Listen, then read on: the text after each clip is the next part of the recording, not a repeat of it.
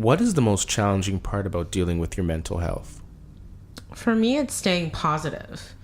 Staying positive and knowing that I'm going to get through whatever I'm going through. And often the comeback after the come down is very challenging, but I somehow manage by the grace of whoever. So I would say staying positive is one of the main things that can be challenging when it comes to my mental health. Dysh.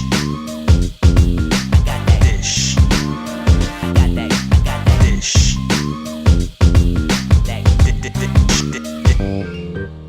Dysh. Hey y'all, it's Onika And J.R. and you are dishing with Dainty Dish. How you doing, J.R.? I'm doing fantastic. I took the afternoon off. I'm gonna go see my parents. So, Look at you. I'm just living my best life today. That's what it's about. That's it. I got That's nothing it? else. You got nothing else? I got nothing else to share. My dodgeball team. We got whooped like 26-1. Wow. Yeah. So you have some bruises, eh? No, it's a dodgeball. I thought dodgeball was when you threw the balls at people and you hit them. Yeah, and how do you get bruises off of a Nerf ball? Oh, it's a Nerf ball. It's not one of those hard balls like on the movie. The one with Ben Stiller. Everyone always references... It was a competitive dodgeball. Everyone always references that movie. I've never seen it. I just smile and nod my head every time someone makes a reference to it. You should watch it. It's kind of funny. Why? I play dodgeball. I don't need to watch a movie about it. Fair. Anyway, what's going on with you? Today was Mental Health Day. Saw my therapist, and I talked to her a little bit about visiting Papa Dainty this weekend. I just came off of that visit, and it was interesting. We chatted. We were cordial. I feel like a window's been definitely cracked open a little bit more, but there's still a very, very long way to go in that relationship. But, I'm working on it. So that's good. Things at work have slowed down significantly. Thank goodness. I had to speak with my bosses about, again, my mental health and how challenging it is to close the store at 11 o'clock at night and the late nights and my medication and, not getting enough sleep. So, so work has slowed down and things are going really, really well. I'm really excited about taking the assist, one of our classes at Star Learning that I'll be taking in December. It's just going to be another next step towards becoming a peer support worker. So I'm on my way. I'm doing well. Nice. But it is all kinds of crazy Wednesday, and we have a guest today. Anna, say hi to everyone. Hi, everyone. How are you doing today, Anna? Very good, thank you. You're very good. I'm doing very well. Thank you for asking. Awesome. Thank you. You look lovely. Thank you. You look lovely. She's like a ray of sunshine right now. On this gloomy day. On this very gloomy November. Oh my gosh, November day. Not even October, November day. So we're going to talk to you, Anna, today a little bit about your story. We're really interested in hearing it. I have heard it before. JR will be hearing it for the first time. Perfect. And I just wanted to say thank you so much for sharing before you even start, because I know how challenging it can be to share your story and how emotional it can be. So thank you so much for being here with us today. And you're more than welcome. Thank you for having me. You're welcome. Let's get it started. Sure. So why don't we talk about early childhood? We always start there. It's just... we want to know how that mental health journey began for you. So, well, I'm the youngest of 4 siblings. I have 2 older sisters, and I had an older brother, but he passed when he was 11. I'm sorry to hear that. So, my childhood started as early as 7. Both of my sisters were married by then, so I became primary caregiver to my parents. Mm-hmm. And at 8, unfortunately, I confronted some abuse from a family member. Blatantly out there, my middle sister's husband raped me when I was 8 years old. So I always, and he's put fear and instilled fear in me, where it was like, if you tell anybody, they're not going to believe you. You're only a little kid, and keep your mouth shut. Well, that happened until 13, and then I never told anybody. He took it to his grave, and I will no longer take it to my grave. I'm very proud of you. And I'm very you. proud of you for making that statement, because I know that was tough for you. It was. And that's when it all started. I started to feel belittled. I was like, I was an 8-year-old little girl or a 13-year-old little girl going into high school, and it was like I was overweight, so I was never really looked upon by, the boys.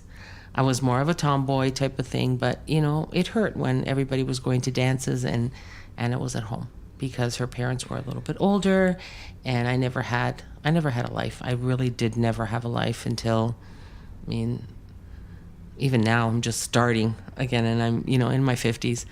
So, let's talk about the eating a little bit. You said you started eating a lot. A lot. I turned to comfort food. I was sad. I would cry. I would, eat a big container of like ice cream, like it was water. Like I had no problem with it.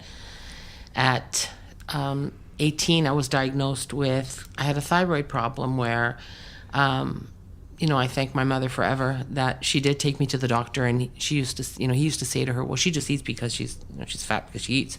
My mother goes, I see her. I see what she eats and doesn't eat. So diagnosed with thyroid cancer. So I had to go through the radiation and the chemo and, had to deal with that. And that brought me back down a couple of notches where it was like, okay, what have I done so bad that God is punishing me with this stuff? And I had to deal with that. And then I had to deal with the secrets and the fear and the hopelessness and the just everyday life where, I'd cry myself to sleep and I'd have to get up in the morning and convince myself to go to school or to just, have a good day. But it got a little harder. Every year it just became a little bit harder. And then I lost my mom. She was very young. She was only 67 when she passed. And when she was gone, it was just Dad and I. I had an older man that I was taking care of. My sisters had no inclination at all of wanting to help. And it's not that they lived out of town. One lived next door, one lived down the street. But it's okay. Anna's there, so she'll take care of them. So, never had a steady boyfriend because I didn't think I had it for them. Like I was always that, I would pay the guys to go out with me. Or I would, oh my gosh. I would, oh, it's okay, dinner's on me. Just please take me out. Just do something. Let's do something special and whatnot. And slowly, my mental health was getting worse and worse. Like I fell into a depression. I didn't want to talk to anybody, but all I wanted to do was sit in my room and eat. And that's all I wanted to do. I didn't want to share. I didn't want to do anything. Like, my dad I'd always talk to my dad. My dad was wonderful. He was amazing, but he was also an older, Italian man that it's like, have a glass of wine, you'll feel better. Yeah. So yeah, sure. A glass of wine made me feel better for 20 minutes. And so I became very lonely. And, I'd be in a room full of people, and I like when people say, how could you be lonely with, 5,000 people in the room? I could be lonely with 125,000 people in the room. There's a difference. Yeah. You can be lonely. You can. There's loneliness, and then there's lonely. You can be lonely and, whatnot. I met Mr. Wonderful, my ex-husband right now, that, I settled for. He showed me all the, the pretty colors of the rainbow, and then he thought after we were married, he thought hitting me was a good idea, and cheating on me was an even better idea. Yeah. So the depression got even worse. I was finally given a name for it. I was diagnosed with depression. I was diagnosed with borderline.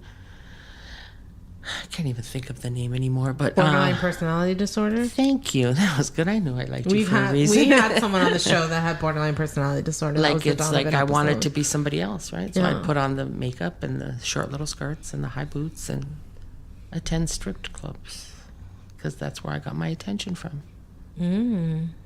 That's interesting because I recently went to a strip club, and that's what I got from it. I got the whole reverse of guys on the prowl. Like when I go there, I get to just sit back and just turn girls down, but it's different. It's a different feeling because they're coming after my money. They want me to pay for something, but it's still you get that reverse of whatever the culture is out here. Yeah, it's true because you go there and it's like, oh, hey honey, how are you? And it's like, wow, he called me honey. Yeah. My $20 called me honey. It's like not the thing, and I did that for years, and I spent a lot of money, and And then when my husband and I finally, settled down, we got married and we moved out to Barrie, and it was wonderful. We had a beautiful little home. And then he thought, well, something, I'm a little comfortable now, so let me start stealing from her.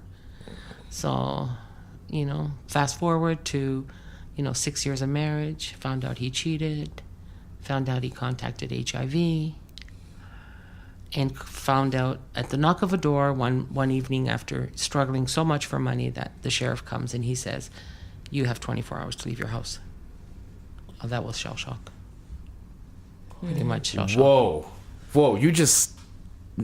Whoa. Sorry. Whoa. Yeah. Okay. Let's slow it down a little bit. Whoa. Let's slow it down. So you're married to this man. Yes. You're with him how many years? 6. 6 years. So how was the marriage in the beginning? Was it picture perfect? Were there flaws that you were noticing, but you just simply, because of, mental health stuff and everything else going on with you, you just ignored? Or what was it? Or was it a combination of like two things? Well, you can't embarrass your family, so you stay with him. Mm-hmm. You can't, and I was already in that state of depression where it's like, well, if I leave him, or if he, I push him out, I'm going to be alone again. Mm-hmm. And then what? And then what type of thing, where it's like, and he was, like I said, stealing from me right under my nose. And I was I had 3 jobs at one point. I was working in daycare. So again, caring for children.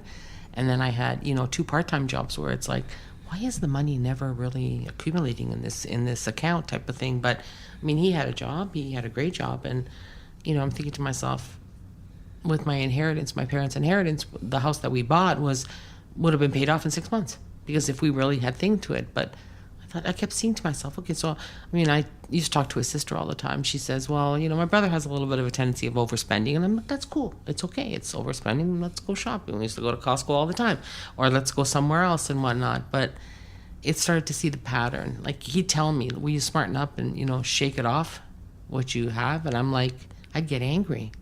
I said, that's like me busting off your knees and saying, walk it off.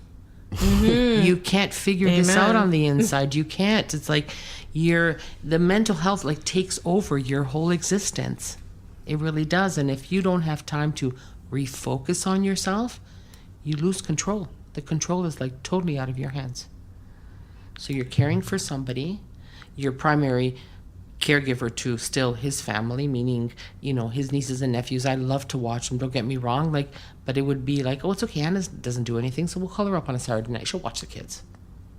Okay. Just not respecting your boundaries. No, I had no boundaries. People were coming in and out of my life. There was no tomorrow.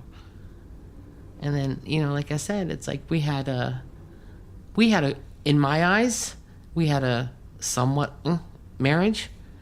Because again, I was taking care of him. That was my whole, that I've always been the caregiver. I've always been, so I've never had anybody care for me and reciprocate a little bit of it, and maybe tell me, well, she's having an off day today. Tell his sister, she's having an off day today. We're not going to watch the kids. Yeah, we'll be there in an hour. Again, refocusing. And it's like, some days I would go out in my pajamas. I couldn't care less what I looked like. I don't care.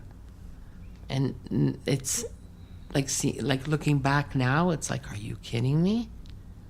I was always the one that used to get up in the morning half an hour earlier. I used to work in daycare with children that were toddlers. They didn't care what Miss Anna looked like. They didn't care if her eyelashes were on straight, but I'd still makeup on, dressy clothes, off to work. So you noticed that things started, especially because that's what goes first to me, is hygiene. You just don't care about what you're looking like, what your hair looks like, what your clothes look like, if you showered. Yeah. You just stop caring. I went from auburn hair with honey golden highlights to white hair. I couldn't care less that it grew into white. Oh well. Oh, did I shower today? Yeah, whatever. I covered up with a little bit of cream. I'm good. There were days where it was 2-3 days, and I'm like, nah, I don't feel like it. Mm-hmm. I've had those days. I know those days. I curl up in my bed, and I'm like, yeah, all right, I'm good for another day. And it's it got really bad. It got really, it got to the point where I would cry myself to sleep, and I'd cry all day, and I'd eat, and eat. And with all the sugar intake and whatnot, caught up with me. I was diagnosed with diabetes. Okay. Was that while you were married or after? Yes. Okay. Right. Yeah. So now you have diabetes. Now I have diabetes, insulin dependent pills. Not a fun trip. Not a fun trip at all. So when did you start noticing the deterioration of the marriage? Like, when did it start really kind of happening for you? When my husband got sick and we went to the hospital, he had one of his lymph nodes was a little bit enlarged. So, went to the hospital, and I'm thinking to myself, I'm doing that, holding his hand type of thing, being the good wife, where nobody else was around. His mother didn't come visit, nothing. And so I sat, and he had a whole bunch of tests, and then his doctor comes in, and she's, telling him what was going on and everything. And she says to me, blatantly straight out, you need to be tested. And I'm thinking, okay, like, what's going on? So she goes, oh, you don't know that your husband has HIV? What? Whoa. Okay. Sorry. Wow. Yeah. I've had some situations in my life where a woman has said things to me where I've seen red, and I've reacted like I've shut down. But in that moment, I don't know if I could shut down. Like wow. I didn't. Okay. I looked at him and I went, okay. Die. And I walked out. Don't come home. Go to mommy. I don't care. Don't come home. Well, he came home. Well, obviously, he came home. But I was just like, his sister's calling me. Yeah, but he's not well. Yeah, did he tell you what he has? Well, he's suffering from, some kind. No. Let me give you the 3 letters. Enlighten you. HIV. What? Yeah. Talk to him. Talk to your boy. Talk to your boy. He's your Talk to brother. He's your older brother. Talk to him. See what happens. Oh my gosh. Still to this day, his mom doesn't know what's going on. Is she? And she will be mortified. Is she on this earth? Oh yeah, she's still around. Okay. Yeah, it's lovely. So now the marriage has come to its conclusion. Yes. What's your mental health like at this point? If it wasn't for Star and going to classes and meeting wonderful, wonderful people, a year and a half ago I would be dead. I took 124 pills to end my life. Now, I recall when we talked, there was a suicide attempt in your 20s as well, wasn't there? Yes. What was going on then? Again, not being accepted by my friends, and I was the duff. You told me that word like 3 weeks ago, and I don't remember what it means. Designated ugly, fat friend. Okay. See, Duff. I feel like an asshole now. Why? Well, not necessarily. I had an experience this past weekend where she wasn't fat or anything, but I played wingman to one of my buddies who was trying to talk to the pretty girl, the hot friend, and I just spent some time with the quote unquote Duff. Wow, I never even. Okay, anyway, sorry. Yeah, no worries. Wow. And so it was your always friends weren't accepting you, and you were going through what in your 20s? Not to skip backwards, but I wanted to definitely just that whole, being overweight and not going to prom and not having a date and doing all that, and then we went to an after prom situation because some of the girls did not go, and we're all. I went out and I got myself a really nice outfit, and I felt good, did my hair, did my makeup and all that stuff. And, like one of my friends were sitting at the table and she said, one of the other girls said to her, she goes, oh, look, Anna dressed up tonight. And I'm like, yeah, just, whatever. It's okay. You're still the duff. Like, duff. And I didn't think about it until I watched that movie. Yeah, I've seen the movie. And then I'm like, oh. And that night I thought, if you slice your wrists one way, it's the hospital. If you slice it the other way, it's the morgue. Yeah. I went morgue ways. If you slice it across it's the hospital. If you slice it up and down, it's the morgue. Yeah. One's a cry for help. One means I'm serious. I'm serious, yeah. So you cut yourself. So I cut myself, and thank God, by the grace of God, that my dad was there. Mm-hmm. He used to come, like you say, comes and tucks you in at night. Like, it's so cute type of thing. And there was blood everywhere, and he flipped out. The poor man flipped out. They saved me, obviously. They tied it up and stuff like that. But to this day, I'm thinking to myself, I should have just tried a little harder. Then I wouldn't have gone through everything that I did. After the fact. But the marriage, and then everything else. The dissolution of the marriage, and then another attempt at suicide. Yeah. So where did you go when they came knocking on your door and said, "You're out of here. See you later"? I was on the streets for a while. I lived at the corner of Keele and Dundas. For how long? I want to say almost a year. Wow. So I went through, 3 seasons. Yeah, winter, summer, like the whole thing. Yeah. So it's, I know what it feels like to sleep on the streets and how it feels to be walked over and not having a shower, a hot shower and whatnot, and not knowing if you're going to eat that day. So within the last, year, a little over a year, almost 2 years now, whatever. I mean, I'm half the person. I dropped almost 150 pounds. Wow. Because of the thank you, in just, taking care of myself. And then one day it just snapped and I went, oh, no way, man. I am not going to do this to myself anymore. I'm strong. I am a strong woman. I am going to put on my, big girl panties and off I'm going to go. I'm going to do everything I can to bring the real Anna back. And that's where I am today, type of thing, So where did you go after that? I know you had mentioned Evangeline. I was at Evangeline for a year, and then I was given the wonderful... Sorry, I don't know what Evangeline is. It's a homeless shelter, Salvation Army run. Oh, okay. Went to Evangeline, met some wonderful, wonderful women, and then I met my counselor, and she introduced me to Harbor Light. She applied right away. She goes, you need to be in a place like Harbor Light, where and it's Harbor a transitional housing, again, run by Salvation Army. And there's no looking back. Once I moved in there, I had my own little place. Like you said, you go home and you drop stuff. And I'm like, I'm home. Shoes kick off. And I'm like, but yeah, as long as there's no milk in those grocery bags, I'm good. They can sit there for an hour. I'm good. And that was me. And I remember the first time after being moved into Evangeline and I stood under the shower, I could just feel the garbage, the filth that I had. I felt it just going down. I'm thinking to myself, one of the girls that I met there who's become a very good friend of mine, she used to say, she goes, all I could hear in there is and it was nice. It was hot. It was steam. It was the thing. And when I got out of there, you put on some fresh clothes and it was like, okay, girl, you can do this. You can do this. And I slowly, one step at a time, I'm doing it. I want to be that full person again. I want to be, like I always say when I grow up, I want to be that peer support specialist. I want to be out there and handing back. My giving back right now for what I went through cold is I knit scarves, hats, and mittens for the homeless, and I give it to them. I bring it to them. That's lovely. Just giving back. I've got, some of the colors are a little funky. They don't care. They're warm.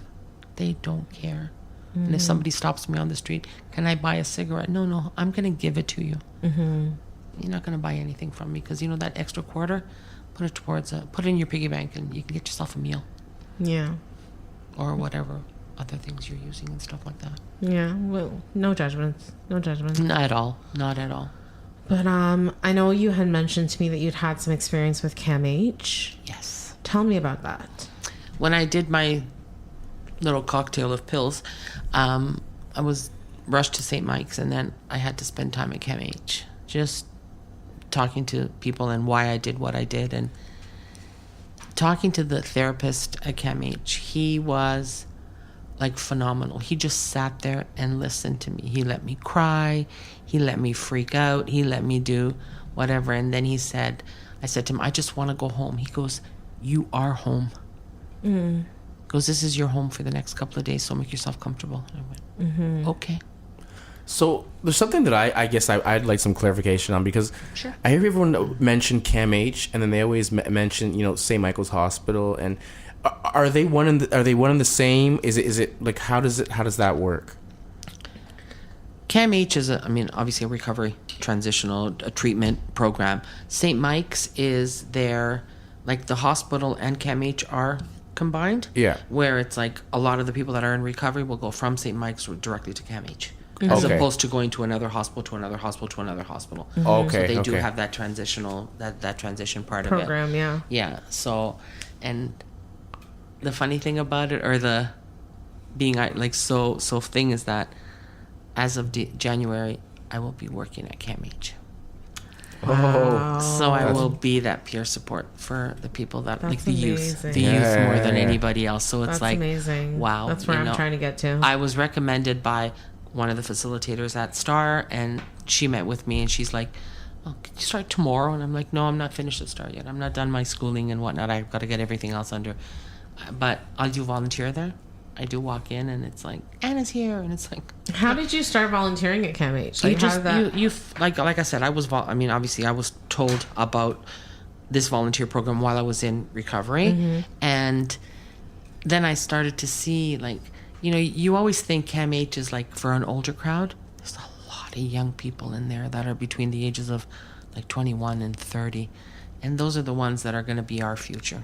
I don't care what anybody says.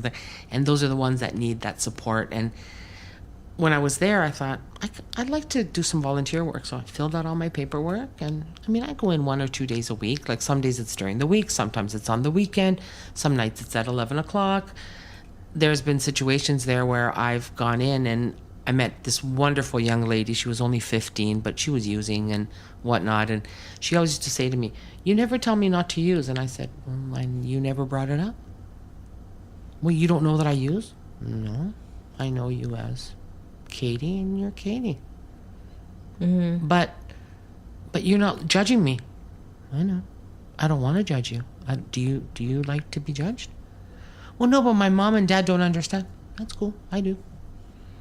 And it's always brought back to them. And I remember one day she came in, she goes, "I want to go watch Bugs Bunny." And I went, "Oh my God, Bugs Bunny? I'm on my way." And we sat and we watched a DVD of Bugs Bunny and we giggled like children. And that's all she wanted. She just wanted somebody to watch a cartoon with her. That was all right. There was my 3 hours. I'm good to go.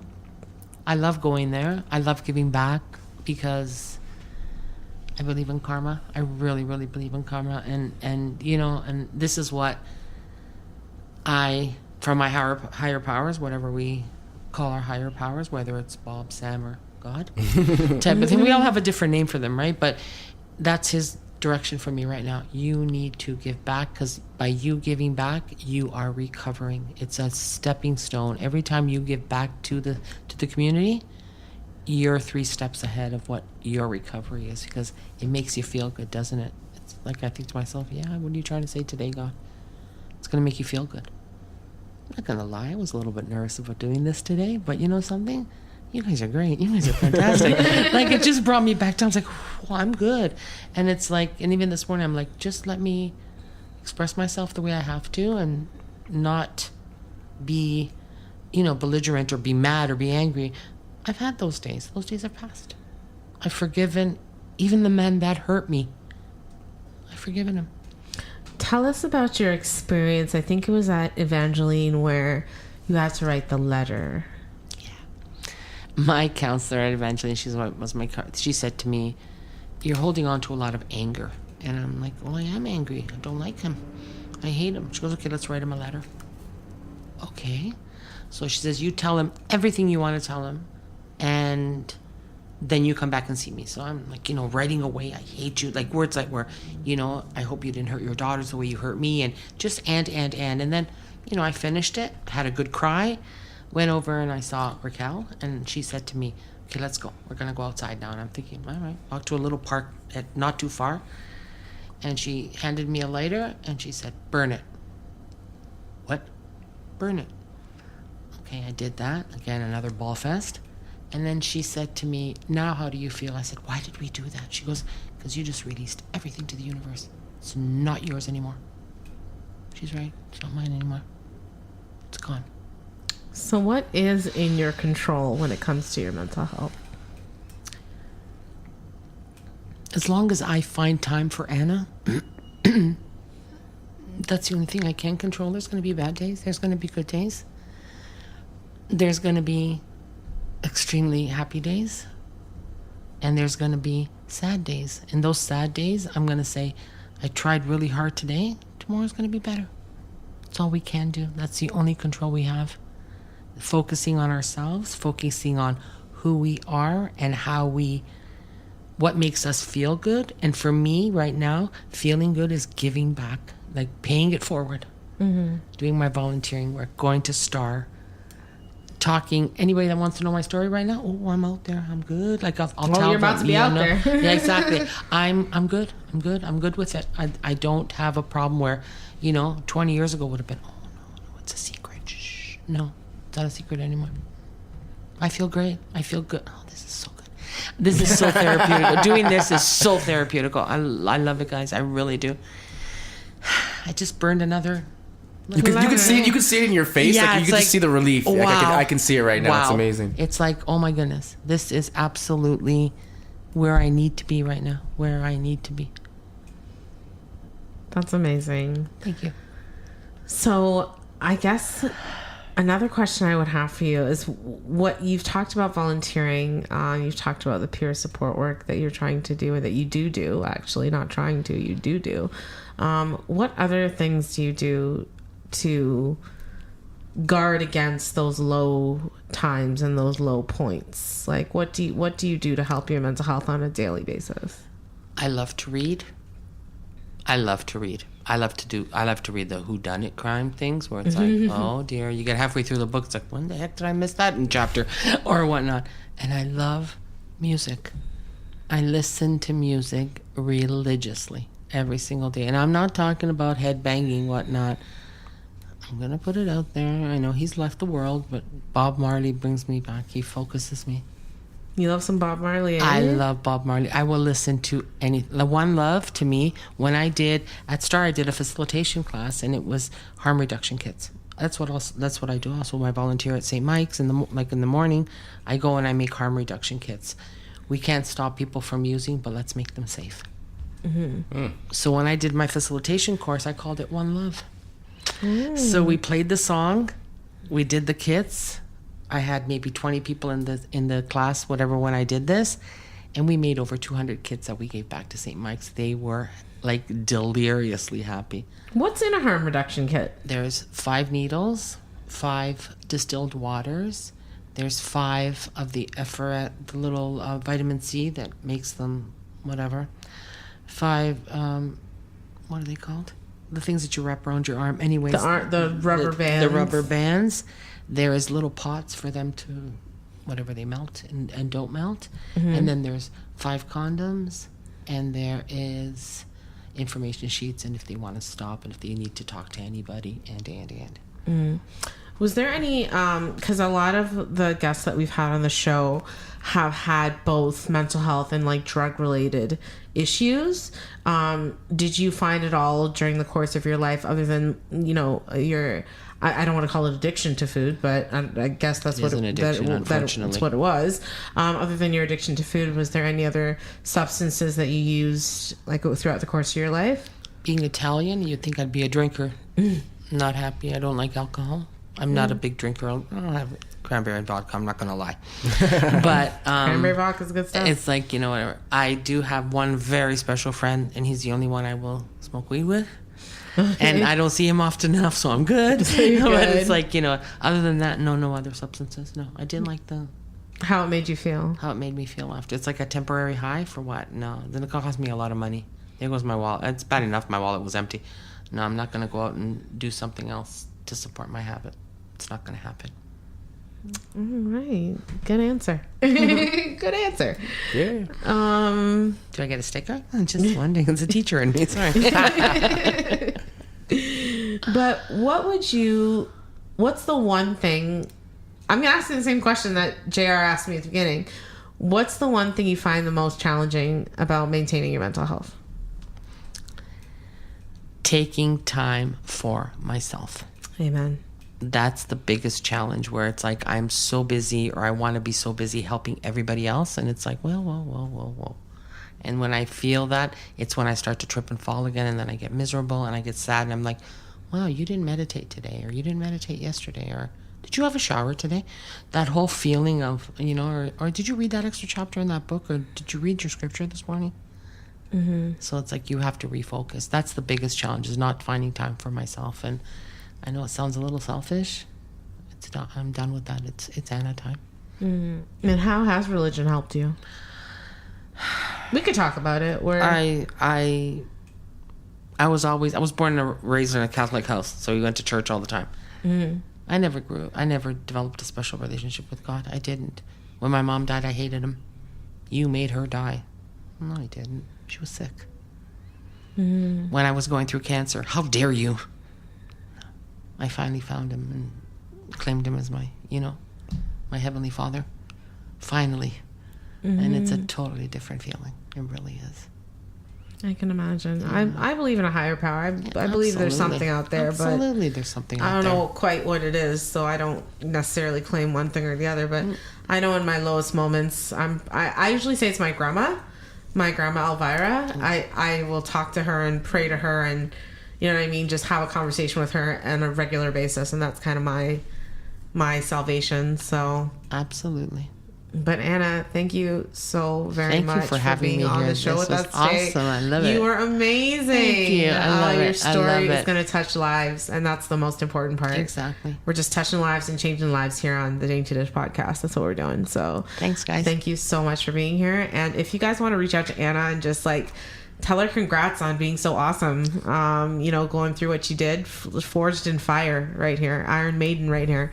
So if you want to just give a shout out to her, you want to talk to me or JR, JR, please tell them how they could reach us. Absolutely. You can reach us at dysh, DYSH, at daintydish.com. That's DAINTY, you can also check out some more of Onika's writing and more stuff that she's got going on in her life at onikadainty.com. You can check out the world through her lens on Instagram at Best of Onika. You can see what kind of trash she's talking on Twitter at Onika Dainty.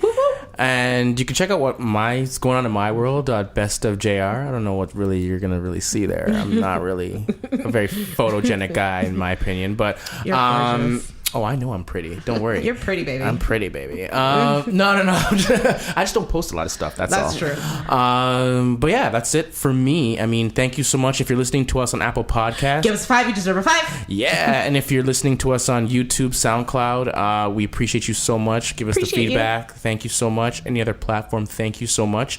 We're gonna be on some more platforms soon. I've heard the feedback. We're gonna get on some more platforms. Okay. Yeah, that's it for me. No. Yeah. All right. Once again, thank you so much, Anna. Is there anyone you want to give a shout out to while we have you on air? All my peeps at Star. All your peeps at Star. Hey, peeps at Star. Her peeps are my peeps. So Exactly. All right. That has been the dish of the day, guys. I hope you have yourselves a very, very, very happy Monday.